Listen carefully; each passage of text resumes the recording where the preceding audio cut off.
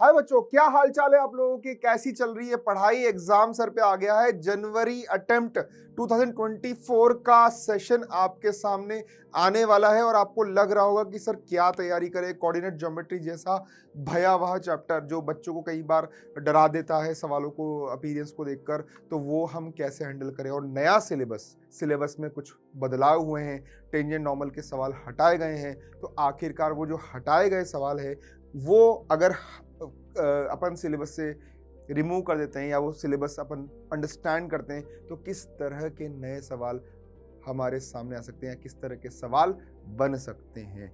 JEE main 2023 में या 22 में ऐसे कौन से सवाल हैं जो टेंजेंट एंड नॉर्मल की हेल्प के बिना या उसकी इंफॉर्मेशन के बिना पूछे गए हैं।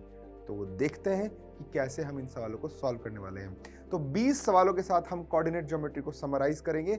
देखते हैं कि आज के सेशन में हमारा पहला सवाल क्या है। देखो, पढ़ लो। अब वो करना क्या है, वीडियो पॉज करना है, स्क्रीनशॉट लेना है, खुद से ट्राई करना है, उसके बाद मेरा सॉल्यूशन देखना है। ठीक है, चलो फटाफट, ये बार बार नहीं बोलूंगा, ध्यान रखना इस बात को। क्या लिखा हुआ है? Let the circum centre of A triangle with vertex a,3 b,5 and a,b। देखो a b चल रहा है। ध्यान से देखो, इंफॉर्मेशन को पकड़ने की कोशिश करो। यहाँ एक्स कोऑर्डिनेट a है, यहाँ भी एक्स कोऑर्डिनेट a है। इसका मतलब AC लाइन का एक्स कोऑर्डिनेट सेम है, मतलब AC क्या है? वर्टिकल लाइन है। AC वर्टिकल लाइन है बच्चों। डायग्राम बनाते हैं, देखो क्या मिल सकता है अपन को। AC वर्टिकल लाइन है, तो यहाँ पर अपन ने बोल दिया ये एक्स कोऑर्डिनेट a है और ये आपका a बोल दिया, पॉइंट है a,3 और c है आपका 1,1 है, तो a को ऊपर कर दो। एक काम करो, 1,1 सर्कम सेंटर है तो a को ऊपर कर दो, इस बात का ध्यान रखो, और c को कर दो नीचे, और c आपका आ जाएगा a, b। ठीक है, ये वर्टिकल लाइन हो गई। इसके बाद b,5 b का कोऑर्डिनेट है, तो मतलब यहाँ पर कोई पॉइंट b होगा जो b,5 होगा।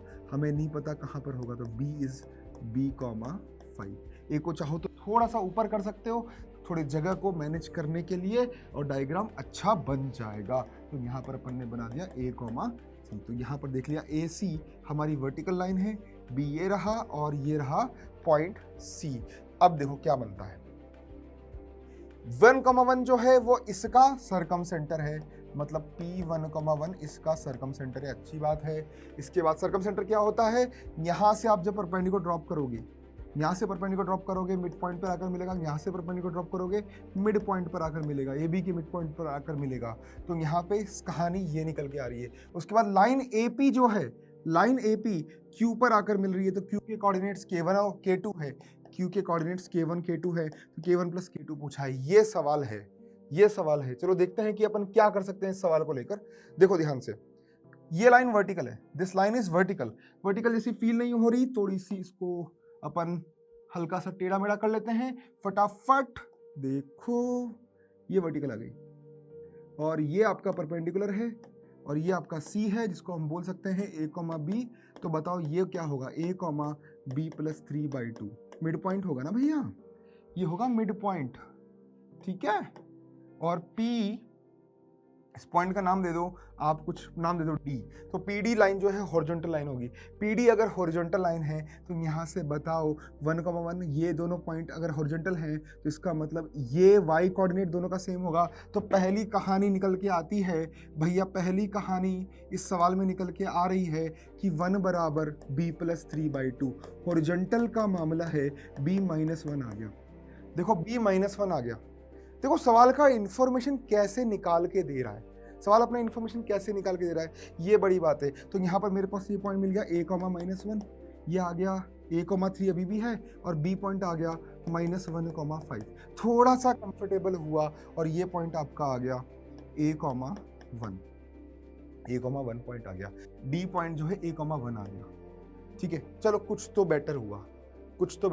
दूसरी सिचुएशन अपन क्या बोल सकते हैं वो देखते हैं। अपन क्या कर सकते हैं, अपन को ये पता है कि सरकम सेंटर में यहाँ जितना भी डायग्राम बन रहा है उसको देखेंगे तो सरकम सेंटर में यहाँ से ये जो पॉइंट है, ये पॉइंट AB का मिड पॉइंट है, और इस मिड पॉइंट से एक परपेंडिकुलर लाइन बनाएंगे AB से, तो वो P से पास होगी। तो ये कहानी का इन्फॉर्मेशन यूज कर सकते हैं प्रोडक्ट ऑफ स्लोप से। तो ये B पॉइंट, ये इस पॉइंट का कोऑर्डिनेट क्या होगा?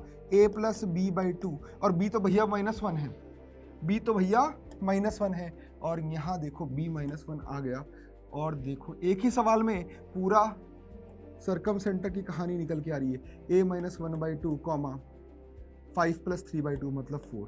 तो इस पॉइंट को आप e नाम दे दो सपोज, तो हम बोलेंगे slope of PE into slope of AB equal to -1 होगा। बढ़िया है, अच्छा है। चलो देखते हैं यहाँ पर स्लोप ऑफ PE, इसकी स्लोप बता दो। 4 minus one by a minus one by two minus one multiplied by AD का slope 5 minus 3 by -1 minus a। ये प्रोडक्ट -1 आ रहा है, बताओ क्या मिलेगा।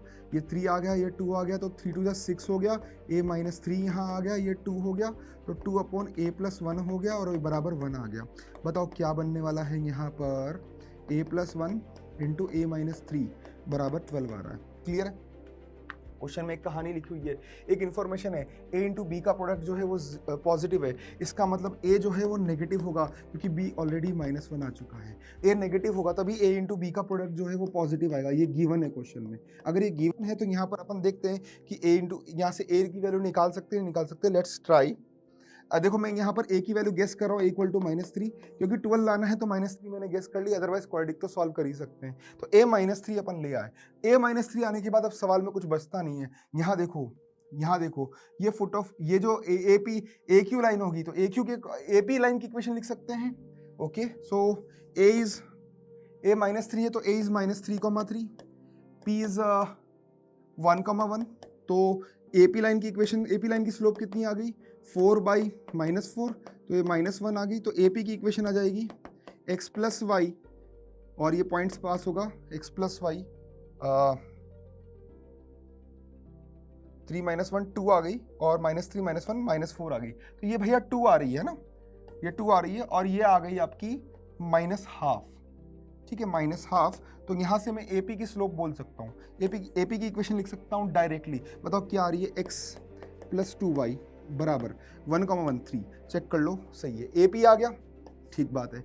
अब BC, B पॉइंट है मेरे पास, B कितना है -1,5, C कितना है a, -1, a कितना है -3, तो -3, -1। क्या मैं स्लोप ऑफ BC लिख सकता हूँ? बिल्कुल लिख सकता हूँ। 5 -1 6 बाई -2 प्लस 2 3 आ गई। तो BC की इक्वेशन डायरेक्टली लिख सकते हैं, 3x माइनस वाई बराबर -1 यहाँ रखो, 5 यहाँ रखो, -8 आ गया, -8 आ गया। चेक कर लो दूसरा पॉइंट भी सेटिस्फाई कर रहा है कि नहीं कर रहा। तो BC और AP का इक्वेशन यहाँ पे मेरे पास आ गया। तो BC का इक्वेशन क्या लिखा हुआ है वो देख लेते हैं अपन। BC का इक्वेशन है 3x माइनस वाई बराबर -8, और AC का इक्वेशन जो है वो अभी निकाला अपन ने, x प्लस 2y बराबर कितना आ रहा है, 3 आ रहा है। तो दोनों को सॉल्व करेंगे तो Q का कोऑर्डिनेट मिलेगा जो है K1 K2, और K1 प्लस K2 पूछा, दोनों को सॉल्व कर लेते हैं अपन बड़े आराम से। तो यहाँ पर अपन लगा लेते हैं, क्रैमर रूल लगा लो चाहो तो यहाँ पर अपन बोलेंगे x का कोऑर्डिनेट क्या आ जाएगा बताओ, -8 3 -1 2 अपॉन 3 -1 1 2, और ये सॉल्व होकर आ गया -16 प्लस 3, तो -13/7। और y का कोऑर्डिनेट क्या आएगा, क्रैमर रूल लगा लो फटाफट। यहाँ आएगा 3 1 -8 3 अपॉन 7। ये कैलकुलेशन थोड़ी कम हो जाएगी, 9 + 8 17/7 आ गया। तो y कोऑर्डिनेट 17/7 आ गया। तो इसका मतलब आपसे q का कोऑर्डिनेट है K1, K2। तो K1 की वैल्यू ये रही और K2 की वैल्यू ये रही।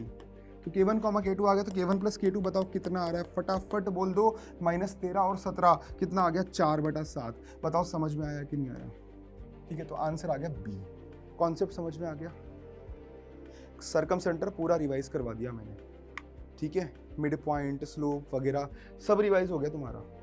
ठीक है, तो एक ही सवाल काफ़ी है इस चीज़ को ऑब्जर्व करने के लिए। इसका आंसर है भैया B ऑप्शन आंसर है। क्लियर है। ठीक है, अब देखते हैं अगला सवाल क्या है। Equation of the sides AB AC और BC के साइड्स की इक्वेशन दे रखी है, और सेंट्रोइड खेलना है। एक में सरकम सेंटर था और यहाँ पर सेंट्रोइड की कहानी आ रही है। तो देखो क्या बोल रहा है सवाल। ये A पॉइंट है, ये B पॉइंट है, ये C पॉइंट है।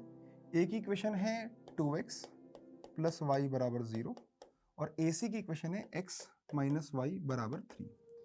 BC की इक्वेशन हमें दे रखी है। BC की इक्वेशन क्या है, x + py = 21a।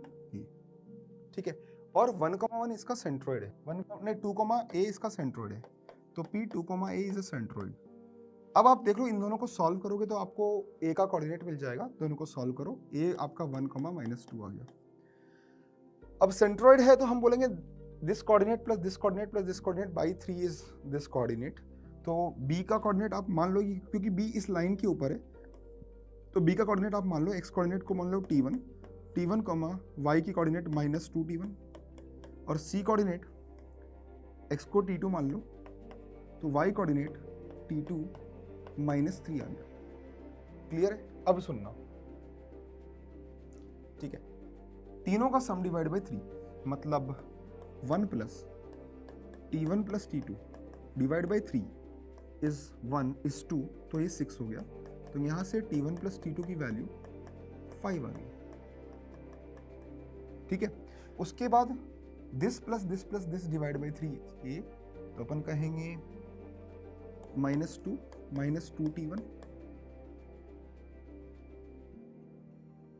Plus t2 -3 बराबर 3a। तो यहां से मेरे पास इक्वेशन निकल के आती है -2t1 प्लस t2 बराबर 5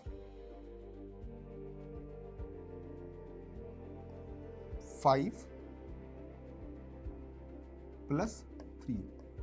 ये इक्वेशन नंबर 2 है। क्या इससे कुछ कर सकते हैं? देखते हैं। पहली और दूसरी इक्वेशन को अगर आप सब्ट्रैक्ट कर देते हो, पहली और दूसरी इक्वेशन को सब्ट्रैक्ट कर देते हो, तो ये पूरा बनता है 3t1 बराबर -3a। तो भैया t1 जो है वो -a आ गया, कुछ सुकून मिला। t1 जो है वो -a आ गया, इसका मतलब इस पॉइंट का कोऑर्डिनेट है -a, -2a, जो क्वेश्चन में दिया हुआ डेटा है। ठीक है, अच्छी बात है। अब ये -a आ गया, t1 -a आ गया, तो ये वैल्यू मैं यहां रख दूंगा, तो इसकी हेल्प से मैं t2 की वैल्यू निकाल पाऊंगा। यहां रख दो -a, है ना। दूसरा एक और फिनोमिना है, एक और आइडिया है कि t1 -a आ गया, तो ये पॉइंट इसको सेटिस्फाई करेगा, ये पॉइंट इसको सेटिस्फाई करेगा। तो एक कहानी और हो गई कि जो b पॉइंट है वो -a, प्लस 2a बनेगा, यहाँ पर 2a, ये सेटिस्फाई करेगा लाइन BC को। तो मतलब वो आ गया। देखो कितना तिकड़म लगाना पड़ रहा है, कहाँ कहाँ ध्यान रखना पड़ेगा सवाल के अंदर, ये बड़ी बात है। तो इस पॉइंट को यहाँ रख देंगे, तो -a प्लस 2ap बराबर 21a। तो यहाँ से a कॉमन आके कट गया क्योंकि a नॉन जीरो दिया हुआ है, तो 2p - 1 बराबर 21, तो p बराबर 11 आ गया। देखो p मिल गया, a मिल गया, अब कुछ बचा नहीं सवाल के अंदर। बात समझ में आ गई? ठीक है, इसका मतलब इस लाइन की इक्वेशन आ गई x प्लस 11y बराबर a नहीं मिला अभी तक अपन को, a नहीं मिला, कोई बात नहीं, कुछ तो मिला 21a। p मिल गया, ये मिल गया, और अब a मिलना अभी अपन को बाकी है। अब a कहां से मिलेगा वो मैं आपको बताता हूं, आप लोग भी गेस कर सकते हो कि कहां से मिलेगा अपन को a। ये c पॉइंट के कोऑर्डिनेट इसको सेटिस्फाई करेंगे। ठीक है, तो c पॉइंट के कोऑर्डिनेट है t2, t2 -3, यह सेटिस्फाई करेंगे लाइन BC की इक्वेशन को, जो है x प्लस 11y बराबर 21a।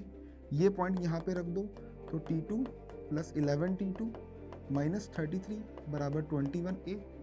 ठीक है, तो 12t2 -33 बराबर 21a। अब देखो t2 की वैल्यू जो है ना 5 - t1 है, तो ये 12 × 5 - t1 -33 बराबर 21a, और t1 की वैल्यू -a है, तो यहाँ बोलेंगे 60 प्लस 12a -33 बराबर 21a।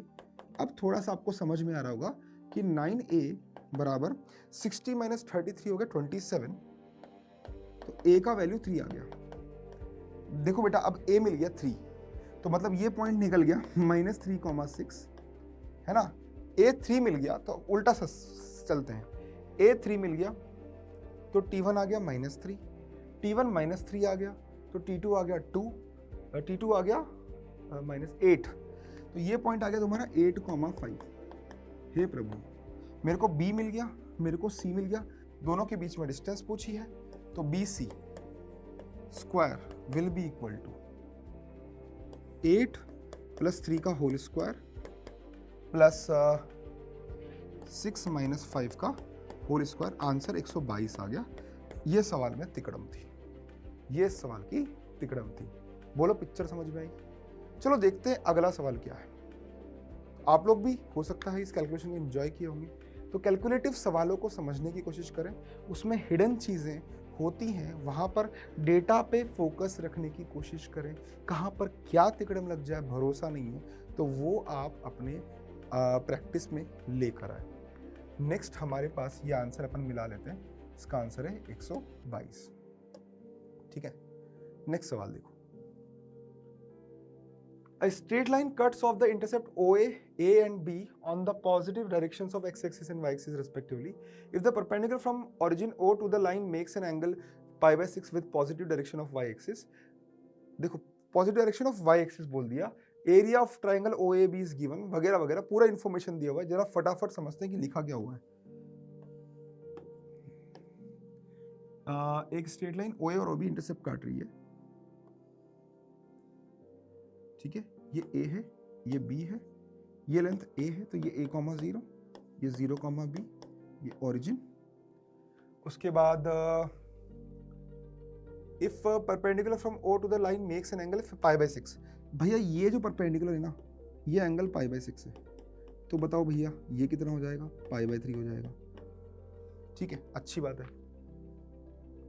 एरिया ऑफ ट्राइंगल दे दिया 98/3 √3, तो आपको A² - B² पूछा है, A² - B² पूछा है। चलो देख लेते हैं क्या लिखा हुआ है। इस परपेंडिकुलर को P मान लो, तो ये जो लेंथ आएगी ये आपकी बनेगी P sec π/3। अब sec π/3 कितना होता है पता है ना आपको? 2 होता है, तो ये आपका आ गया 2P, और ये लेंथ आएगी P sec π/6, मतलब ये आ गई 2P/√3, क्योंकि cos π/6 होता है √3/2, तो उल्टा हो गया। और अब इस ट्राइंगल का area half 2P/√3 into 2P is equal to 98/√3, क्योंकि ये 98/√3 बन गया। तो काट पीट दो, तो 2P² बराबर 98 आ गया। यहाँ से P की वैल्यू भैया 7 आ गई, P 7 आ गया, तो यहाँ पर हम बोल सकते हैं दैट A² - B²। अरे यार ये हो गया सवाल ना, A² - B², मतलब ये बनेगा 4P² minus this square 4P²/3। ठीक है, तो P 7 आ गया, तो 4P² कॉमन ले लो, इंटू 2/3 बोल दो, तो ये 7² 4 इंटू 49 इंटू 2/3। देखते हैं क्या बन रहा है। 98 इंटू 4 392/3 बन रहा है भाई, बड़ा सा आंसर आ रहा है। तो देखो क्या आंसर है, ए ऑप्शन आ रहा है मेरा, तो सही आंसर है। ठीक है, तो ये हो सकता है अपने सवाल। नेक्स्ट सवाल देखते हैं क्या लिखा हुआ है। Let R be the point 3,7 and let P and Q be the 2 points on this line. The PQR is an equal triangle, तो एरिया ऑफ ट्राइंगल पूछा। ये भी थोड़ा आसान सवाल हो गया यार, है ना। देखो ये पॉइंट है 3,7 और ये लाइन है आपकी x + y = 5। यहाँ से परपेंडिकुलर डालो और ये आपके इक्वेटोरियल पॉइंट है, ये R है, ये P है, ये Q है। आपसे एरिया पूछा है, तो एरिया के लिए अपन कुछ नहीं करेंगे भैया। ये डिस्टेंस D है, ये एंगल आपका 60 है भैया, ये भी 60 है, केवल D निकालना है। और ये आपका आएगा, अगर आप देखना चाहते हो 10 60 D/√3 होता है, तो ये D/√3 हो गया, ये भी D/√3 हो गया। एरिया क्या हो जाएगा? एरिया बराबर half base 2D/√3 into height, and this becomes D² / √3। अब D निकालना है, D is the perpendicular from this, तो इट्स 3 + 7 - 5/√2 का मॉडुलस, और ये 5/√2 आ गया। थोड़ा आसान सवाल था, 25/2√3 बन गया। तो देखो कौन सा ऑप्शन है, डी ऑप्शन मेरा देख रहा है। एरिया ऑफ ट्राइंगल निकल के आ रहा है, चेक कर लेते हैं। सही आंसर है डी आ गया। अब देखते हैं अगला सवाल क्या है।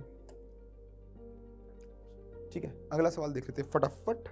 Let the abscissa of the 2 points P and Q on the circle be the roots of this equation and the ordinates of the P and Q are the roots of PQ is a diametric. तो diametric form है भाई, diametric form में कुछ नहीं करना होता, इसको और इसको जोड़ दो, आपका सर्कल बन जाएगा X square plus Y square minus 4x plus 2y minus 13 बराबर 0, कुछ बचा नहीं, 2a का वैल्यू माइनस 4 आ गया, 2b का वैल्यू 2 आ गया और c का वैल्यू माइनस 13 आ गया। ये थोड़ा आसान सवाल हो गया और a प्लस बी प्लस सी हमें निकालने में कोई जोर नहीं आने वाला, a माइनस 2 है, b 1 है और c माइनस 13 है, तो a plus B plus C, a plus B minus C बोला है, a plus B minus C मतलब 12 आ जाएगा, राइट।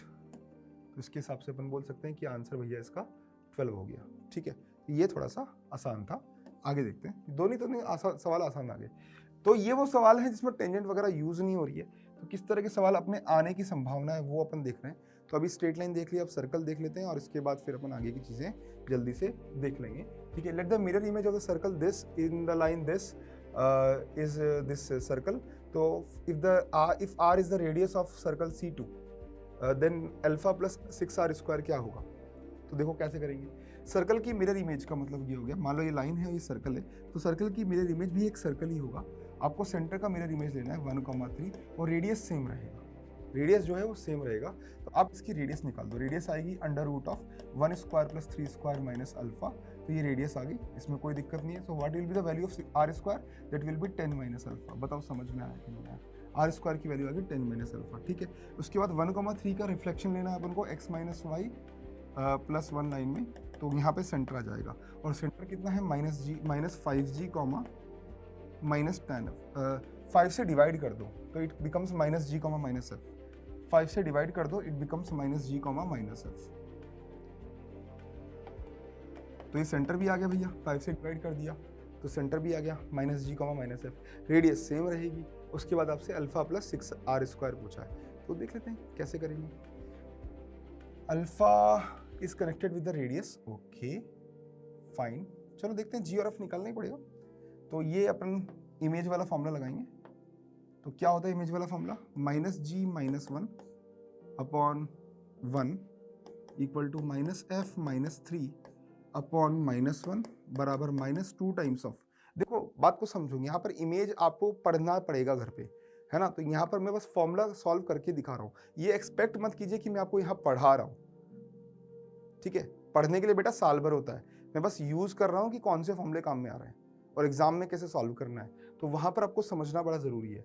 तो 1,3 1 minus 3 plus 1 by 1 square plus 1 square, ठीक है। तो ये आ गया माइनस जी माइनस 1 बराबर 3 प्लस एफ बराबर 2 से काट दिया, यहाँ पर ऊपर आ गया माइनस 1, आगे 1 है तो यहाँ माइनस 1 आ गया। तो यहाँ से देखो प्यार से जी की वैल्यू निकल दी, जी की वैल्यू निकल गई, जी बराबर माइनस 2 हो गया और एफ बराबर भी माइनस 2 हो गया। तो बताओ जी और एफ आ गए, तो अल्फा आपका आ जाएगा, जी और एफ निकल गए अपने माइनस 2, तो अपने पास C2 सर्कल की इक्वेशन आ गई, C2 सर्कल की इक्वेशन आ गई X square plus Y square minus 4g minus 4f plus 38/5, 4y it's x, okay. G और एफ की वैल्यू रखी है अपन ने,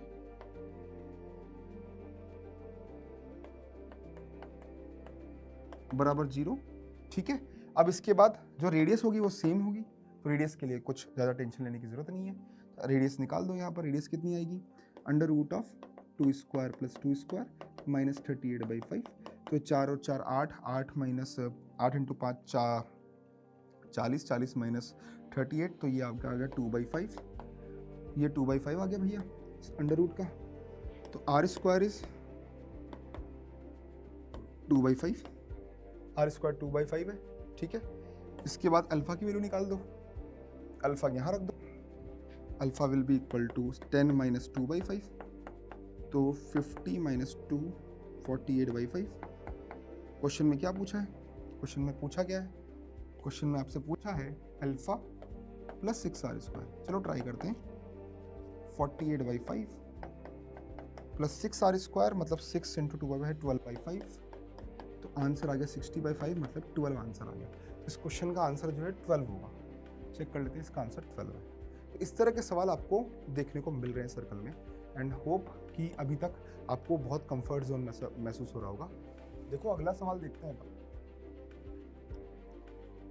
A circle passing through the point alpha comma beta in the first quadrant touches the two coordinate axes at the point A and B. The point is above the line AB. देखो बार बार नहीं बोलूँगा, आप लोगों को क्या करना है, video pause करना है, क्वेश्चन सॉल्व करना है और उसके बाद मेरा सॉल्यूशन समझना है। तो कुछ ना कुछ आपके जो सोचने का तरीका है उसमें परिवर्तन हो जाएगा और आपको चीज़ें याद होना शुरू हो जाएगी। The point P is above the line AB। तो क्वेश्चन कुछ ऐसा है कि एक सर्कल है जो फर्स्ट क्वाड्रेंट में कोऑर्डिनेट एक्सिस को टच कर रहा है। तो आप सर्कल बनाओ। अब जो सर्कल फर्स्ट क्वाड्रेंट में कोऑर्डिनेट एक्सिस को टच करेगा तो उसका सेंटर r, r होगा और ये पॉइंट जो होंगे वो r, 0 और 0, r होंगे और ये लाइन है AB। P एक पॉइंट है जो अबव है AB के, that is alpha comma beta. अब आपको ये बोला है कि P से यहाँ की जो डिस्टेंस है, परपेंडिकुलर डिस्टेंस है, वो 11 है, ठीक है। और ये डिस्टेंस अगर 11 है तो आपको अल्फा इंटू बीटा का वैल्यू चाहिए। इसमें आपको करना क्या है, जितनी भी कंडीशंस दे रखी है उनको फील करते हैं और सॉल्व कर देते हैं, बात को समझेंगे। अब देखो यहाँ पर ये सर्कल का इक्वेशन क्या होगा, अगर हम जाने तो सर्कल का इक्वेशन होगा x माइनस आर का square plus Y minus R का स्क्वायर बराबर आर स्क्वायर। ये सर्कल की इक्वेशन आ गई, क्लियर है, ठीक है। दूसरा P पॉइंट की लाइन के डिस्टेंस, इस लाइन की इक्वेशन क्या होगी, x plus Y minus R बराबर 0, ये इस लाइन की इक्वेशन होगी। तो P पॉइंट से इस लाइन की डिस्टेंस मतलब alpha plus beta minus R by square root of 1 square plus 1 square का मॉडुलस वो 11 दिया हुआ है, 11 दिया हुआ है। तो मतलब alpha plus beta minus R का स्क्वायर जो है वो 11 इंटू 2 दिया हुआ है, वो 11 इंटू 2 दिया हुआ है, 11 स्क्वायर इंटू 2 दिया हुआ है। स्क्वायर कर दिया मैंने दोनों तरफ, ये स्क्वायर रूट ऑफ 2 है, दोनों तरफ स्क्वायर कर दिया, ये मैनेज हो गया, क्लियर है। और दूसरा अल्फा कॉमा बीटा इसको सेटिस्फाई करेगा, तो यहाँ से मैं ये भी बोल सकता हूँ अल्फा कॉमा बीटा इसको सेटिस्फाई करेगा, तो मैं बोलूँगा अल्फा माइनस आर का square plus beta minus R का स्क्वायर बराबर आर स्क्वायर। और इसको थोड़ा सा हमने सिंप्लीफाई किया तो ये बनता है alpha square plus beta square minus 2 alpha R minus 2 beta R plus R square बराबर 0। आप इसको थोड़ा सा और ध्यान से देखें तो ये आपका बन जाता है alpha plus beta minus R का whole square minus 2 alpha beta, क्योंकि बाकी सारी चीज़ें मिल रही है, बस 2 अल्फा बीटा मिसिंग था, तो minus 2 alpha beta equal to 0। और इसकी वैल्यू 11 स्क्वायर इंटू 2 है, तो just put this value here, ये बन जाता है 11 square into 2 equal to 2 alpha beta, और अल्फा इंटू बीटा की वैल्यू 121 आ जाती है। तो हाँ, इसका आंसर 121 है, लेकिन किस तरह से सॉल्व हुआ है ये बड़ी बात है। तो देखो ये सवाल जो है घुमावदार होता है, जब आपने सॉल्व करने की कोशिश करी तो आपको थोड़ा कन्फ्यूजन हुआ होगा, लेकिन कैसे वेरिएबल के साथ मैनिपुलेशंस की गई है तो ये यहाँ पर स्पीड देती है, लेकिन ये इतना आसान नहीं है, आपको करते करते ही आदत हो पाएगी, तो इसलिए पेपर टफ होता है। ठीक है, नेक्स्ट क्वेश्चन अपन यहाँ पर इसका आंसर वेरीफाई कर लेते हैं, 121 आंसर।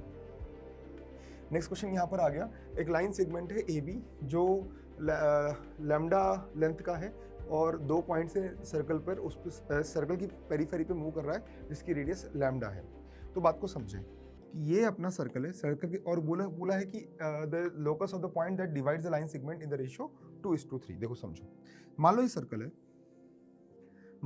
है, तो सर्कल के ऊपर सर्कल की रेडियस लैम्डा है और इसके ऊपर एक लाइन सेगमेंट है AB जो मूव कर रहा है, मतलब ये इस पर स्लाइड कर रही है, ठीक है, और इस लाइन सेगमेंट की लेंथ भी लैम्डा है। तो इसका मतलब ये बोल सकते हो कि ये रेडियस लैम्डा, ये लैम्डा, तो बताओ मुझे, तुम लोग लॉजिकली बताओ, क्या ये एंगल ये हमेशा इक्विलेटरल ट्रायंगल होगा? यस, ये इक्विलेटरल ट्रायंगल होगा। ये अपन को समझ में आ गया। दूसरा, इस AB के ऊपर एक पॉइंट है जो P है, जो 2:3 में AB को डिवाइड कर रहा है। तो आपसे इस P का लोकस पूछा है, तो कैसा लोकस क्या होगा? लोकस एक सर्कल होगा, बिल्कुल सर्कल होगा, क्योंकि यहाँ से इसकी डिस्टेंस फिक्स होगी और ये रेडियस आपसे पूछिए, ये जो सर्कल होगा तो उस सर्कल की रेडियस पूछिए, मतलब इस OP की डिस्टेंस पूछिए। अब आ जाओ इसको दूसरे सिस्टम में, यहाँ पर फील करो, ये आपका O है, ये आपका P है, ये रेडियस R है, ये लैम्डा है, ये 60 डिग्री है, ठीक है, और ये 2:3 है, ये A है, ये B है। बताओ स्ट्रक्चर समझ में आया क्या? सेम है कि नहीं? स्ट्रक्चर बिल्कुल सेम स्ट्रक्चर दिख रहा है आपको, क्लियर है। अब ये सेम स्ट्रक्चर अगर आपको दिख रहा है तो आपको बस लैम्डा की वैल्यू निकालनी, तो ध्यान से देखो ये आपका 2:3 है, ये पूरी लेंथ लैम्डा है, तो ये 3 लैम्डा बाई 5 आ गई, और ये 3 लैम्डा बाई 5 आ गई, तो इस वाले ट्राइंगल में कोसाइन रूल लगा दो, आंसर आ जाएगा। कोसाइन रूल लगा दो, आंसर आ जाएगा। cos 60 डिग्री बराबर lambda square by 9 lambda square by 25 minus 2 into sorry minus R square upon 2 into lambda into 3 lambda by 5, ठीक है। और लैम्डा स्क्वायर यहाँ पर मैनेज हो रहा है और ये हाफ हो गया, तो इसकी वैल्यू हाफ आ गई, तो हाफ से यहाँ 2 कट गया और यहाँ इधर आ गया 3 lambda square by 5 equal to 34 lambda square by 25 minus R square, और यहाँ से आप आर स्क्वायर की वैल्यू निकाल दो, तो आर स्क्वायर की वैल्यू आ जाएगी 34 माइनस 15 बटा 25 इंटू लैम्डा स्क्वायर, और 34 माइनस 15 आ गया आपका 19, तो ये आपका आर बराबर रूट ऑफ 19 बाई 5 लैम्डा आ गया। तो ये आपका सॉल्व हो गया। आप देखो सॉल्व करने के तरीके देखो आप, ठीक है। सॉल्व करने के तरीके देखने की कोशिश करो, किस तरह से ये जजमेंट हो रहे हैं सवालों में, ठीक है। नेक्स्ट देखो, तो हाँ इसका आंसर डी ऑप्शन आ गया, बिल्कुल सही है, ये अपन ने सॉल्व कर लिया। नेक्स्ट, x बराबर 2t और y बराबर टी स्क्वायर बाई 3 एक कॉनिक है, x बराबर 2t y बराबर टी स्क्वायर बाई 3, समझ लेते हैं किस तरह कॉनिक है। आप एक काम करो, x स्क्वायर जो है वो 4t स्क्वायर आ गया, टी स्क्वायर की वैल्यू यहाँ रख दो, तो x स्क्वायर बराबर 3y आ गया इंटू 4 आ गया, तो x स्क्वायर बराबर 12y आ गया। तो भैया ये पैराबोला है, और कैसा पैराबोला है, ये ऐसा पैराबोला है, ये ऐसा पैराबोला है, ठीक है। उसके बाद बोला है कि S जो है इसका फोकस है, तो what is the focus of this parabola, इसका फोकस आएगा 0,3 आएगा इसका फोकस।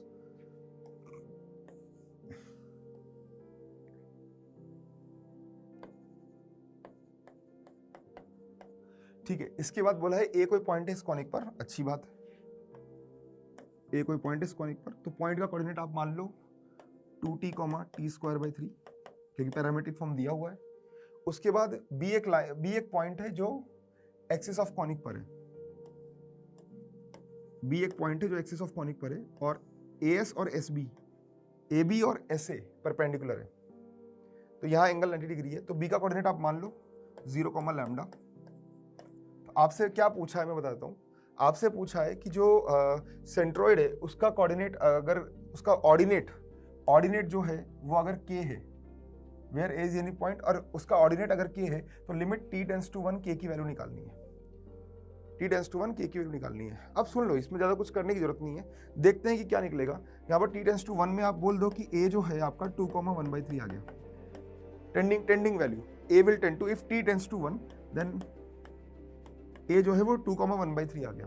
अब इसके बाद यहाँ पर 0, लैम्डा से अपन यहाँ पर परपेंडिकुलर की कंडीशन के लिए अपन चीज़ों को डेवलप कर सकते हैं, तो लैम्डा माइनस 1/3 स्लोप लिख रहा हूँ अपॉन 0 माइनस 2 इंटू इस लाइन की स्लोप, मतलब वो आएगी 3 माइनस 1/3 अपॉन 0 माइनस 2, ये -1 होना चाहिए, तो लैम्डा माइनस 1/3 इंटू 8/3 बराबर 4 आ गया माइनस का, तो ये यहाँ पर आपका आ गया 8 lambda by 3 equal to 8/9 minus 4, तो ये आ गया -36 प्लस 8 -28/9, और ये सॉल्व होकर लैम्डा की वैल्यू बड़ी निकल के आ रही है, 3 काट दो तो 3 से यहाँ पे नीचे 3 आ गया, यहाँ पर 6 कर दो, लैम्डा 6 हो गया, ठीक है, और ऊपर 4 से काटा तो -7 आ गया, तो -7/6 आ गया लैम्डा। तो देखो बहुत वो नहीं, ऐसी वैल्यू नहीं आ रही है कि आपको परेशान करे, नॉट डिफाइंड वैल्यूज नहीं आ रही है, तो -7/6 आ गया यहाँ पर, लैम्डा जो है -7/6 आ गया। Okay, let me check the calculation again ताकि कोई गलती ना हो। 36, 8 माइनस 36 -28 हो गया, 4 से काटेंगे तो यहाँ 2 आएगा और यहाँ 7 आएगा, तो -7/6 आ गया। तो अब लैम्डा -7/6 आ गया, तो सेंट्रोइड कोऑर्डिनेट 0 के है, मतलब समथिंग x1, k है सेंट्रोइड अगर x1, k है तो k की वैल्यू क्या होगी, लैम्डा प्लस 1/3 प्लस 3/3 यही होगी, और लैम्डा कितना है -7/6, तो ये आएगा -7/6 प्लस 10/3/3, और सॉल्व कर देते हैं, एलसीएम ले लो यहाँ पर, तो 6 3 18 तो नीचे आ जाएगा, और यहाँ पर 20 माइनस 7 13 आ जाएगा। तो आंसर के का वैल्यू 13/18 होगा और डी ऑप्शन यहाँ पर दिख रहा है जो आंसर बनता हुआ नजर आ रहा है। तो सवाल बस डरा रहा था, लिमिट ने बस डराया है इसमें, बाकी कुछ था नहीं सवाल में। बस मन में शांति होनी चाहिए, एग्जाम में पेपर का दे रहा है, नॉलेज पूरी होनी चाहिए।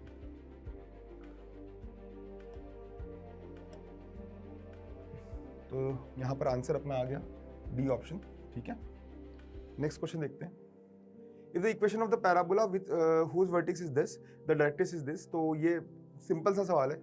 यहाँ पर वर्टेक्स दी हुई है 5,4, डायरेक्ट्रिक्स दी हुई है, this is the vertex of the parabola.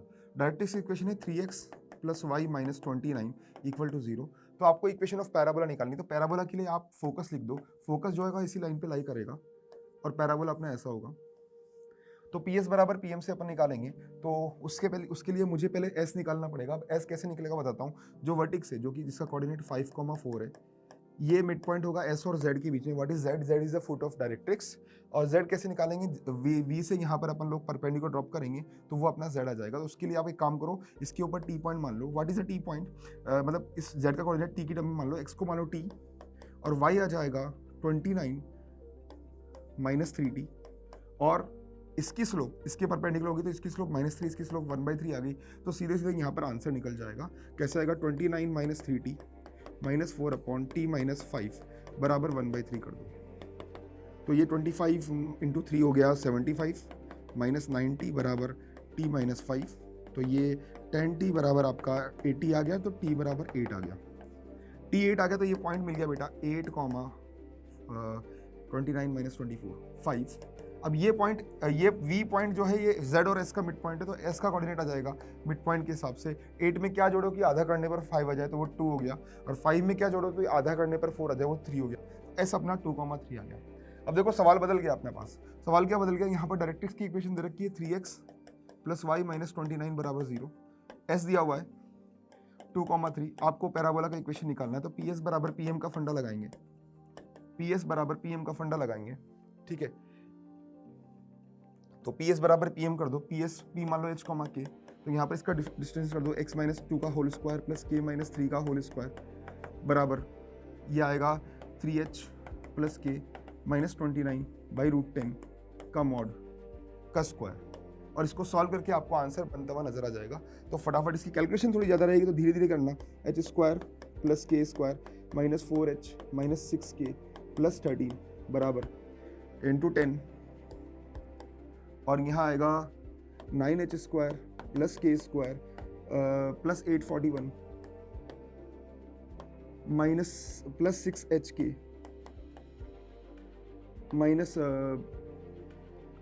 58k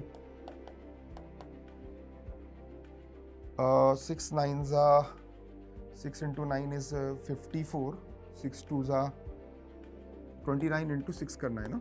6 9s 54, 6 2s 12, 174। तो ये आएगा -174h, और बाकी तो सारी टर्म्स हो गई, करेक्ट है। अब इसको सिंप्लीफाई कर देंगे अपन। 10h² - 9h² इज h², और h को x रख देता हूँ मैं यहाँ पर, x², और 10k² + k² इज उस तरफ k² इधर आएगा प्लस का 9y², ठीक है। और -6xy ठीक है, और इधर आएगा -40h, और इधर है -174, तो प्लस का 134h आ जाएगा, मतलब x। उसके बाद -60y, और इधर है माइनस का 58, तो इधर आएगा माइनस का 2y, ठीक है। और 130, और इधर है 841, 130 माइनस करूँगा तो 711, तो माइनस का 711। तो भैया ये सारे पैरामीटर्स अपन को मिल गए। कंपेयर करके बताओ व्हाट इज a। तो बेटा a है 9, b है -6, ओके, c है 134, और d है -2, और k है 711 माइनस का। और इन सबको जोड़ के अपन को आंसर मिलेगा। तो आप इन सबको जोड़ दो, यहाँ -8 आ गया तो यहाँ 1 हो गया, और 1 यहाँ पर बैलेंस किया तो -710 हो गया।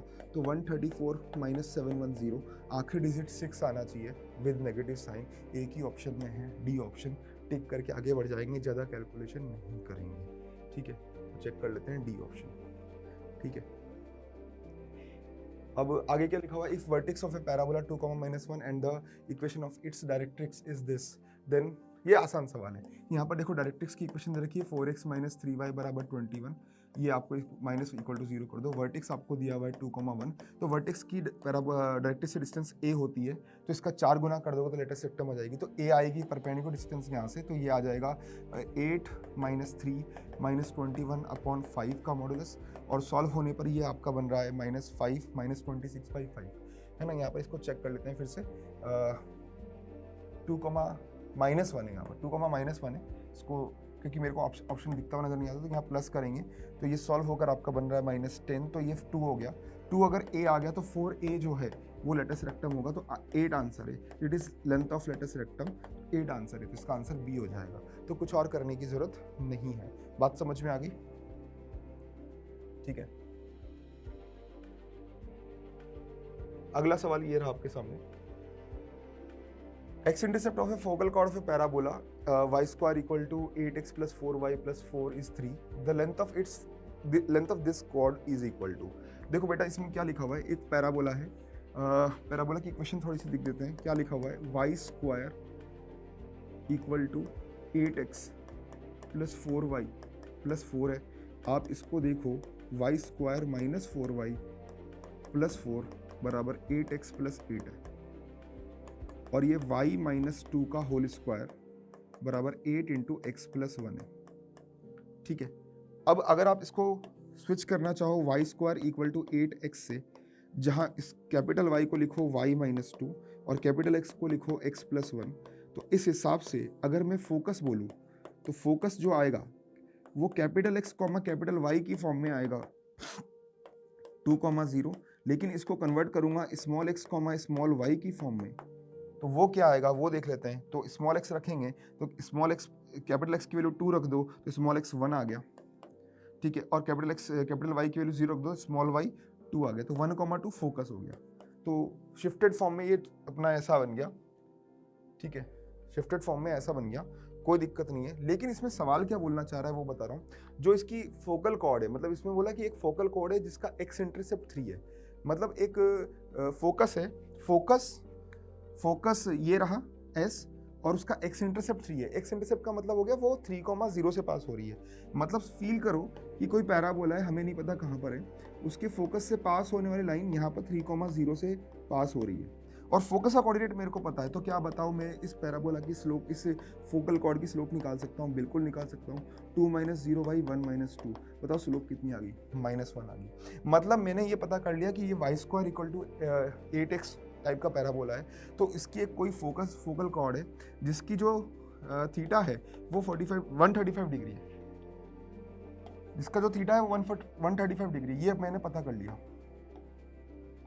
शिफ्टेड फॉर्म में कोई फर्क नहीं पड़ेगा एंगल पे, है ना। शिफ्ट करने पर एंगल पे कोई फर्क नहीं पड़ेगा। तो 135 डिग्री है। आपको लेटेस्ट लेंथ ऑफ कॉर्ड पूछे, तो एल फोकल, ये फोकस से पास हो रही है, तो एल फोकल का फॉर्मूला होता है 4a cosec स्क्वायर थीटा। ये कहीं पढ़ा होगा, आज यूज हो गया, 4a। अब a कितना है इसका? 2 है, मतलब 4a 8 है, और cosec square 135 degree, cosec square 135 degree अपन बोल देंगे। तो cosec स्क्वायर 135 डिग्री यहाँ पर आएगा, और ये √2 का स्क्वायर 2 हो गया, तो ये आपका बन गया 4 × 2 × 2, मतलब 16 आ गया। बताओ समझ में आया कि नहीं आया? तो 16 आंसर कर देंगे अपन इसका आंसर 16 होगा।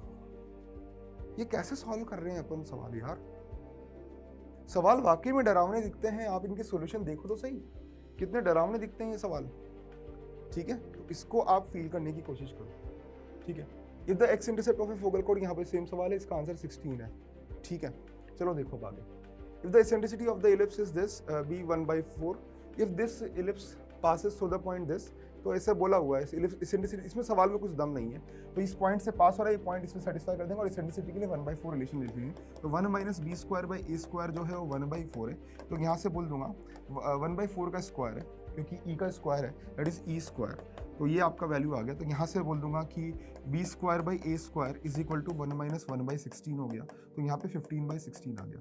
तो बी स्क्वायर की जो वैल्यू है बच्चों वो 15 ए स्क्वायर बाई 16 होगी। बात समझ में आ गई कि नहीं आ गई? और दूसरा ये यहाँ से पास हो रहा है, आपसे ए स्क्वायर प्लस बी स्क्वायर की वैल्यू पूछी है, तो ए स्क्वायर प्लस बी स्क्वायर की वैल्यू अगर आपसे पूछी है, यहाँ पर आपसे पूछा है कि A square plus B square की वैल्यू क्या होगी, तो आप बोल दोगे A square plus 15 A square by 16 अपन को निकालना है, मतलब 31 ए स्क्वायर बाई 16 निकालना है। मतलब अगर ए स्क्वायर की वैल्यू आ जाएगी तो अपना काम हो जाएगा, ज़्यादा कुछ और सोचने की जरूरत नहीं है। तो उसी के हिसाब से अपन लोग आगे प्रोसीड करेंगे। आई होप की बात समझ में आ गई, ठीक है। अब यहाँ पर ये वैल्यू अपन इसको, ये पॉइंट इसको सेटिस्फाई करेगा, तो यहाँ रख देंगे अपन 16 into 2/5, 16 into 2/5 by A square plus 9 by B square. B square की वैल्यू रख दो 15 ए स्क्वायर इंटू 16 बराबर 1 कर दो, और यहाँ पर भी 15 से ऊपर नीचे मल्टीप्लाई कर दो ताकि एलसीएम लेना आसान हो जाए। तो ये 6 इंटू 16 हो गया 96, और यहाँ पर आ गया 6 इंटू 9 इंटू 16, मतलब ये आ गया 144, और नीचे आ गया 15 ए स्क्वायर बराबर 1, तो यहाँ ऊपर बन गया 230 बन रहा है ना। 16 6 जा 96 हो गया, और ये आपका 144 आ गया, तो 0 यहाँ पर बना, तो ये तो 150 प्लस 240 बन रहा है, तो फिर 240/15 तो 16 हो गया, तो ए स्क्वायर की वैल्यू 16 आ गई भैया, ए स्क्वायर 16 आ गया, तो यहाँ पे रख दो भैया 16, तो 31/16 इंटू 16, बताओ आंसर कितना आ गया? 31 आ गया। तो इसका आंसर 31 होना चाहिए, बी ऑप्शन। बताओ समझ में आया कि नहीं आया? आ ही गया वो, इसमें कोई विशेष सवाल था नहीं, तो इसका आंसर अपन ने बी ऑप्शन कर दिया। ठीक है, नेक्स्ट देखते हैं अपन। Let an ellipse with the centre 1,0 and latus rectum of length half. तो लेटस रेक्टम की लेंथ सेंटर 1,0 है, have its major axis along X axis. बताओ, शिफ्ट विफ्ट नहीं करते हैं अपन, बस समझ लेते हैं कि हो क्या रहा है ना। तो मान लो सेंटर 0,0 है ना, लेटस रेक्टम आपके हाफ लेंथ की है, मतलब ये लेंथ हाफ है, तो 2b square upon a half है, अच्छी बात है। और ये माइनर, इसका माइनर एक्सिस जो है फोकस पर 60 डिग्री सबटेंड करता है, मतलब माइनर एक्सिस ये फोकस है, लेटस रेक्टम है, यहाँ 60 डिग्री सबटेंड हो रहा है। आपको पता है माइनर एक्सिस के एंड पॉइंट से फोकस की डिस्टेंस a होती है, तो ये भी a हो गई। बात समझ में आई कि नहीं आई? ये a हो गई, और ये आपकी b/2 हो गई, है ना। अब ये पूरा 60 है, दोनों एंगल इक्वल है, तो ये भी 60 होगा, ये भी 60 होगा, तो ये ऊपर भी b है, नीचे भी b है, तो b जो है वो a/2 के बराबर आ गया, क्योंकि 60 होने के लिए 60 होने का मतलब हो गया ये तीनों साइड्स a है, इसका मतलब b जो है वो a/2 आ गया। b जब a/2 आ गया तो b/a बराबर हाफ आ गया, तो इसेंट्रिसिटी जो है वो अंडर 1 माइनस 1/4 हो गई अंडर रूट का, तो √3/2 तो इसेंट्रिसिटी हो गई। बोलो समझ में आई कि नहीं आई? ठीक है, तो b/a की वैल्यू आ गई मेरे पास हाफ। उसके बाद क्या पूछा है? Length of its minor and major axis. तो इन दोनों रिलेशन से अपन नहीं निकाल सकते? बिल्कुल निकाल सकते हैं। दोनों को डिवाइड कर दो, दोनों को डिवाइड करोगे आप तो b/a कट जाएगा, b/a कट गया तो ऊपर आ गया 2b बराबर 1, तो b बराबर हाफ आ गया, जो b बराबर है वो हाफ आ गया।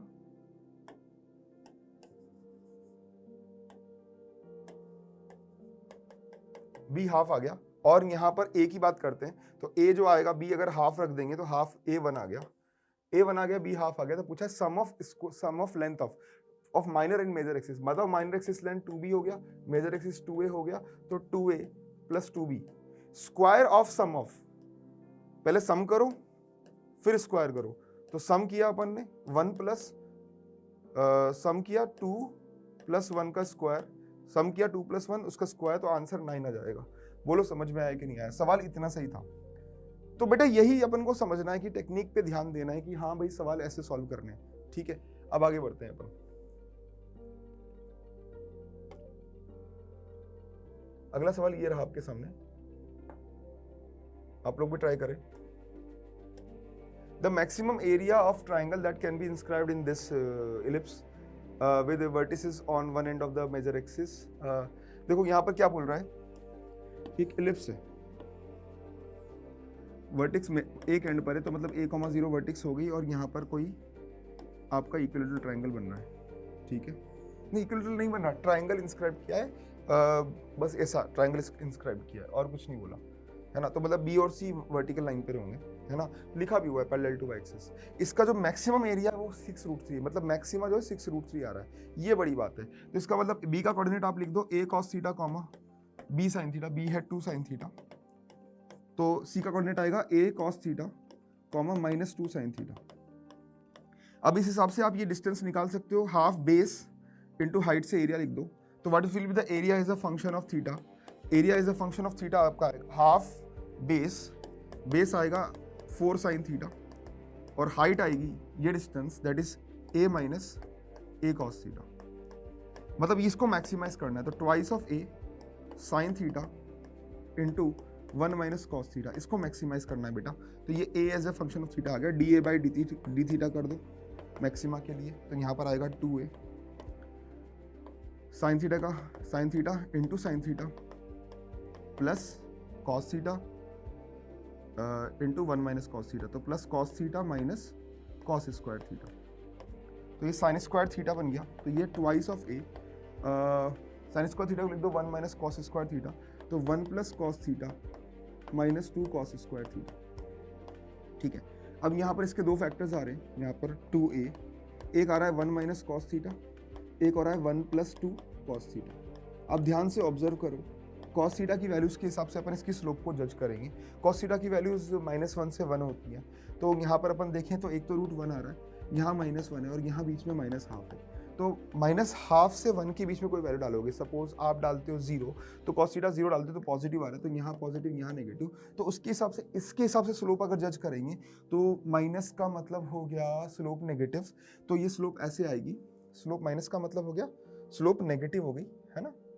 मैक्सिमा की बात हो रही है ना, हाँ, स्लोप नेगेटिव और ये पॉजिटिव, लेकिन इसके ये मत सोचना कि -1/2 पे मैक्सिमा आ रहा है। कॉस क्या है, डिक्रीजिंग फंक्शन है, कॉस डिक्रीजिंग फंक्शन है अपने 0 से पाई के इंटरवल में, तो उसके हिसाब से अगर हम वैल्यूज जज करें तो ये वैल्यूज जो मिनिमा है मैक्सिमम कन्वर्ट हो जाएगी। कैसे होगी मैं समझाता हूँ, कंफ्यूज मत होइए आप लोग। मैं ये बोलना चाह रहा हूँ यहाँ पर कि कॉस जो है 1 कहाँ होता है, 0 पर होता है, कॉस -1 का होता है पाई पर होता है, और कॉस -1/2 का होता है 2π/3 होता है। तो 0 से 2π/3 में जो स्लोप है वो पॉजिटिव है और यहाँ पर स्लोप नेगेटिव है। अब देखो फील हुआ कि नहीं हुआ, तो थीटा के हिसाब से अपन लोग मैक्सिमा मिनिमा जज करेंगे, तो यहाँ पर 2π/3 पर मैक्सिमा आ रहा है, तो इसका मतलब a ऑफ 2π/3 का जो वैल्यू है, a ऑफ 2π/3 का जो वैल्यू है वो 6√3 है अकॉर्डिंग टू क्वेश्चन, ये बोलना चाहता है सवाल। तो यहाँ पर 2π/3 रख दो, उसके बाद क्या बोला, इसेंट्रिसिटी ऑफ इलिप्स पूछा है, तो इसके बाद तो कुछ बचेगा नहीं, अपन को a का वैल्यू मिल जाएगा तो इसेंट्रिसिटी निकल जाएगी। तो बस बताओ a ऑफ 2π/3 मतलब a ऑफ 2π/3 बराबर 6√3, और a जो आ रहा था वो आ रहा था 2a into sine theta into 1 minus cos theta आ रहा था, इसमें थीटा की वैल्यू 2π/3 रखेंगे और बराबर 6√3 के बराबर कर देंगे, तो ये आएगा 2a इंटू साइन ऑफ 2π/3 हो गया √3/2 और कॉस ऑफ 2π/3 हो गया -1/2, 1 प्लस हाफ जो है वो आ गया 3/2 बराबर 2 इंटू 3√3। 2 इंटू 3√3 लिखने में मज़ा आया क्योंकि a की वैल्यू यहाँ से 4 दिख गई, a 4 दिख गया, b जो है वो 2 है, इसेंट्रिसिटी i के नहीं आई, √1 minus a square b square by a square 4/16 यहाँ पर आएगी, तो यहाँ पर सॉल्व कर लेंगे, √1 माइनस 1/4 √3/2 यहाँ पर इसेंट्रिसिटी आ जाएगी और आंसर अपना a आ जाएगा। बताओ समझ में आया कि नहीं आया। तो यस, कैलकुलेशन अपन को करना है, इसमें आंसर ए है इसका, ठीक है, कोई दिक्कत नहीं होनी चाहिए। बाकी आप लोग इन सवालों को प्रैक्टिस करके अपने रिदम को गेन कर सकते हैं, ठीक है। मतलब फुल आपको डेटा याद होना चाहिए कि इसके बाद ये करना है, इसके बाद ये करना है। थोड़ा इनिशियली टाइम लगेगा, आप ये मत सोचो कि ये वाली स्पीड कैसे आएगी, ये वाली स्पीड आएगी लेकिन आपको करना पड़ेगा, मतलब सपने में नहीं आएगी, सोचने से नहीं आएगी, आपको करते करते करते करते अपने आप आएगी। तो एक बार कर लो, फिर दोबारा सेम सवाल को करो, आपको दिखने लग जाएगी चीज़ें, और जब चीज़ें दिखने लग जाती है तो कॉन्फिडेंस अपने आप आ जाता है। तो वो चीज़ें, ये लाइन जो है इलिप्स को 2 पॉइंट पर मिल रही है, और if radius of the circle with PQ as diameter is 3r square, तो PQ डायमीटर मतलब PQ की लेंथ जो है वो 2r है, तो आपसे 3r का होल स्क्वायर पूछा है, इसका मतलब आपसे पूछा है PQ 3PQ/2 का होल स्क्वायर पूछा है, ये आपसे पूछा है, ठीक है।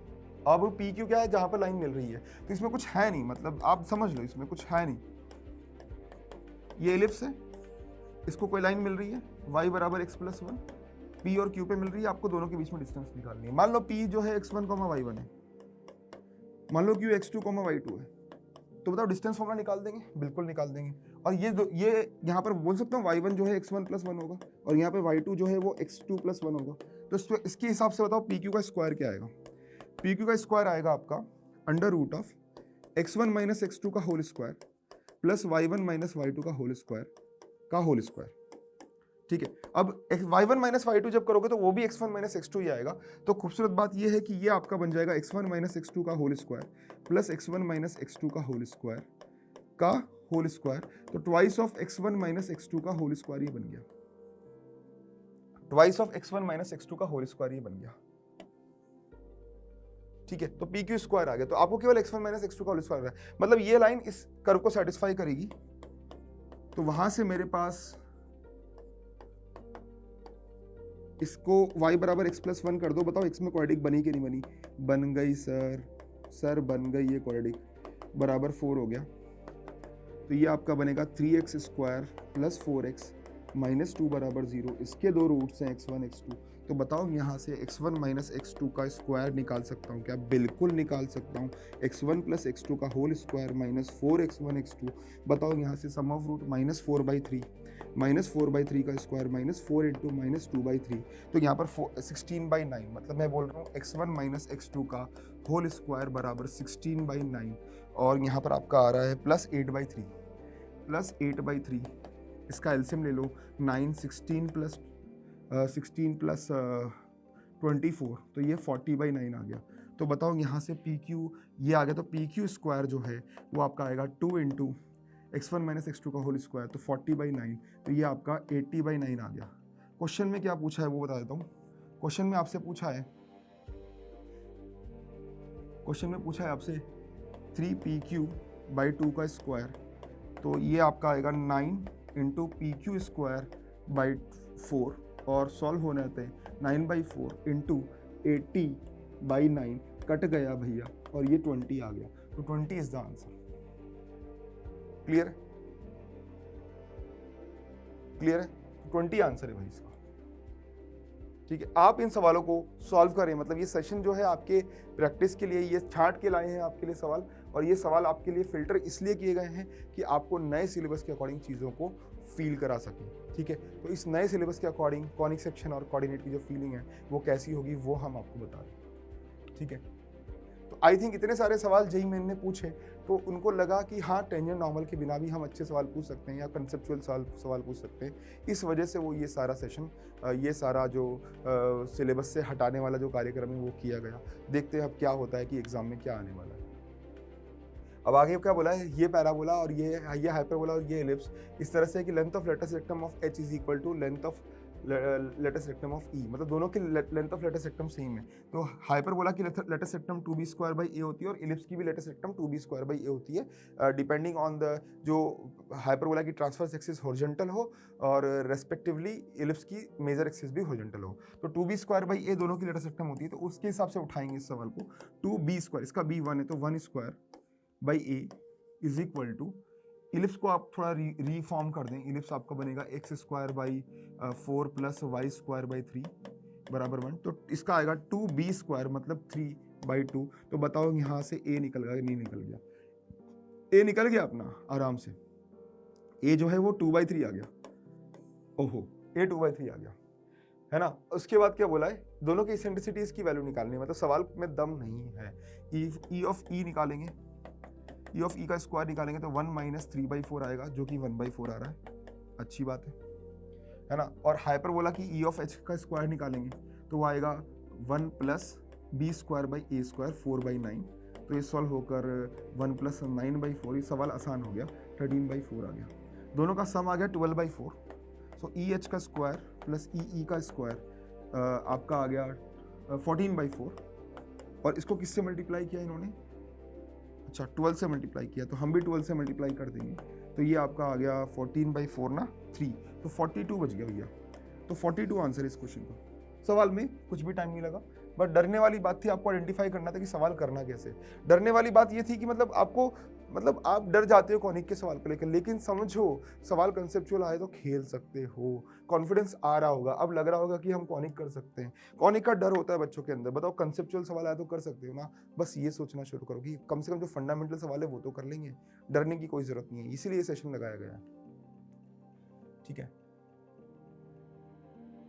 नेक्स्ट क्वेश्चन आपके सामने ये रहा, X square by A square minus Y square by B square बराबर 1 है। ये कोई हाइपरबोला है जिसके sum of length of transverse axis and conjugate axis दिए हुए हैं। मतलब समझो transverse axis plus conjugate axis का सम जो है 4 times of 2√2 plus root of 14 है। तो यहाँ से मैं बोल सकता हूँ कि a प्लस बी की जो वैल्यू है वो 4√2 प्लस 2√14 है। इतना मेरे को समझ में आ गया है ना, इतना समझ में आ रहा है साफ साफ। ठीक है, कोई दिक्कत नहीं है, इसको थोड़ा सा और बैलेंस कर सकते हो। a प्लस बी की जो वैल्यू है, इसमें से 2√2 कॉमन आ रहा है, तो वो 2 प्लस √7 बन रहा है, वो 2 प्लस √7 बन रहा है। पता नहीं क्या होगा इसमें, 2 प्लस √7 बन रहा है। ठीक है, अब इसके बाद की बात करते हैं। अब उसके बाद क्या बोला, इसेंट्रिसिटी √11/2 है, तो 1 plus B square by A square जो है वो 11/4 है। तो यहाँ से भी अपन को कुछ चीज़ें मिलेगी, 1 plus B square by A square बराबर इसको -1 कर दो ना, ये 1 इधर ले जाओ, 7/4 आ गई। तो बताओ बी की वैल्यू लिख सकते हैं अपन, बी आ गई √7/2a। ओके, ये वैल्यू यहाँ रख दो, सवाल में दम नहीं बचा। a प्लस √7/2a बराबर 2√2 इंटू 2 प्लस √7, पूरा सॉल्व होगा 2 प्लस √7। देखो ये इसीलिए बना था a/2, मतलब बहुत ज़्यादा इन्होंने ज़्यादा खेल नहीं किया है। 2 प्लस √7 यहाँ पर काट दो, कट गया। तो यहाँ से आप देखो कि a का वैल्यू आ गया 4√2, a 4√2 आ गया, तो यहाँ से b का जो वैल्यू आएगा √7/2 इंटू a, √7/2 इंटू 4√2, तो ये आपका आ गया 2√14। अब आपसे क्या पूछा है क्वेश्चन में, a square plus B square पूछा है, तो वो आपका बनेगा 16 इंटू 2 प्लस 4 इंटू 14। तो 4 कॉमन ले लो, और यहाँ पर बच रहा है 4 कॉमन लेने के बाद 8 प्लस 14, तो ये आपका बन गया 4 इंटू 22, जो कि आंसर 88 दे रहा है। तो 88 इस सवाल का आंसर है। तो देखो कितने बढ़िया से तरीके से सवाल हमने सॉल्व कर दिया। अगला सवाल देखते हैं। अगला सवाल लिखा हुआ है, k with the smallest even value such that eccentricity of this key is rational number। तो समझो eccentricity कैसे निकालेंगे। eccentricity of this will be 1 plus 3 plus n upon 1 plus n, 2n plus 4 upon n plus 1। तो ये आपका eccentricity का expression हो गया अंडर रूट के साथ। अब अगर ये रैशनल नंबर है तो ये आपका परफेक्ट स्क्वायर होना चाहिए, और n आपका नेचुरल नंबर है, और n जो है आपका इवन नंबर भी होना चाहिए। तो ये परफेक्ट स्क्वायर होना चाहिए, तो n की वैल्यू अपन को डालनी पड़ेगी। तो n इवन अगर अपन डालेंगे तो उसके हिसाब से अपन बस वैल्यूज पुट करनी पड़ेगी। देखते हैं क्या कर सकते हैं। यहाँ देखो ऊपर में अगर आप n की वैल्यू रखते हो, मान लो 1 तो नहीं रख सकते, इवन रखनी है, तो 2 रखने पर नीचे आपका जो है n+1 भी परफेक्ट स्क्वायर होना चाहिए। तो n+1 परफेक्ट स्क्वायर कब कब हो सकता है, जब n आपका 24 हो। भाई ऊपर भी परफेक्ट स्क्वायर और नीचे भी परफेक्ट स्क्वायर होना चाहिए। या फिर भाई n+1 परफेक्ट स्क्वायर होगा तो n+1 किस किस का परफेक्ट स्क्वायर हो सकता है। एक तो n आपका इवन है तो 1+1 करेंगे तो ऑड का परफेक्ट स्क्वायर मतलब 9 हो सकता है। या फिर ऑड का परफेक्ट स्क्वायर 1 तो हो नहीं सकता, 3, 5 का स्क्वायर कितना हो गया जी 25, n+1 25 हो सकता है, और 5 के बाद 7 49 हो सकता है। तो ये सारे परफेक्ट स्क्वायर हो गए। तो जब आप n की वैल्यू 8 रखते हो तब क्या n = 8 के लिए चेक करते हो, तब क्या होता है, ऊपर आ रहा है 2 कॉमन आकर 8 + 2 बन रहा है, और नीचे बन रहा है 9। नीचे वाला तो परफेक्ट स्क्वायर हो गया, रैशनल बनने के लिए परफेक्ट स्क्वायर होना चाहिए, ये परफेक्ट स्क्वायर नहीं हो रहा है, तो ये तो रिजेक्ट हो गया। अब दूसरा n की वैल्यू आप दूसरी रखो, n की वैल्यू n+1 25 आने के लिए n की वैल्यू 24 रख के देखो, e आपका बन जाएगा 2 × 24 + 2 / 25। तो ये आपका रैशनल नंबर नहीं आ रहा है। नेक्स्ट n जब आप 49 n+1 49 है, तो n जब आप 48 रखोगे, e आपका बनता है 2 × 50 / 49, और तो ये देखो आपका परफेक्ट स्क्वायर बन गया, ये 10/7 आ गया। तो व्हाट इज द लीस्ट तो इवन इंटीजर, तो ये आपका 48 आ गया। तो आपसे क्वेश्चन में क्या पूछा था कि एन आपका 48 आ चुका है। उसके बाद आपसे पता है क्या पूछा है, लेंथ ऑफ लेटस रेक्टम पूछिए एच की लेंथ ऑफ लेटस रेक्टम का फॉर्मूला क्या होता है, 2b² होता है। अच्छी बात है, 2 इंटू बी स्क्वायर कितना आ गया 3 n और ए कितना आ गया √1 + n। तो ये आ गया 2 इंटू एन की वैल्यू 48, तो ये 51 आ गया और नीचे आ गया 7, तो ये आपका आ गया 102/7, तो ये L आ गया। आपसे 21L की वैल्यू पूछिए, तो 21L की वैल्यू आ जाएगी 3 इंटू 102, जो कि आ गया 306। बताओ समझ आया कि नहीं आया? तो 306 इज द आंसर। तो किस तरह से अपन चीज़ों को यहाँ डेवलप करते हैं ये देख रहे हैं अपन। और इसके बाद ये देखिए अगला सवाल, फोकस दे रखा है किसी हाइपरबोला का। तो हाइपरबोला के दो फोकस दे रखे हैं हमारे पास, एक S1 1 - √2, एक S2 1 + √2, 0, 0। दो फोकस के बीच में डिस्टेंस होती है 2AE, ये सब हमें पता है। और इसेंट्रिसिटी √2 दे रखी है, E आपको √2 दे रखी है, ये 1 - √2, 0 है। तो 2AE का वैल्यू जो है वो 2√2 आ गया, तो AE का वैल्यू √2 आ गया। E की वैल्यू √2 रख देंगे तो A का वैल्यू आ गया A × √2 बराबर √2, तो A बराबर 1 आ गया, A 1 आ गया। तो उसके बाद under root of A² + B² की जो वैल्यू होती है वो AE होती है।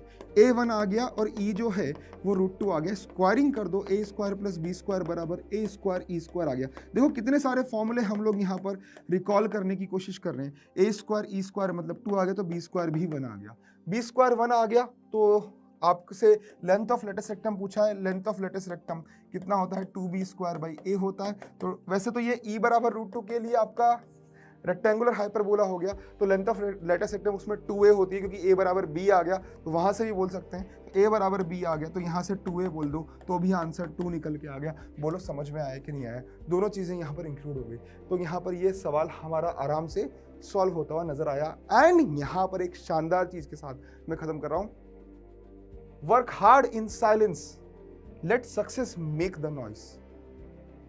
मेहनत इतनी शांति से और खामोशी से करो, मेहनत इतनी खामोशी से करो कि सफलता शोर मचा दे।